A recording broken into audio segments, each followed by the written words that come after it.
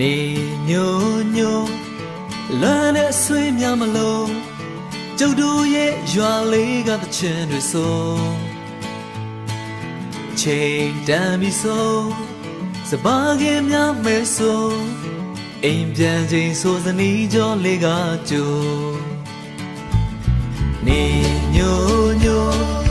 လမ်းနဲ့ဆွေးများမလို့ကျုပ်တို့ရဲ့ရွာလေးကတချင်တွေဆိုချိန်တန်ပြီဆိုစပါးကင်းများမဲဆိုအိမ်ပြန်ချိန်ဆိုစနီးကြောလေးကကြို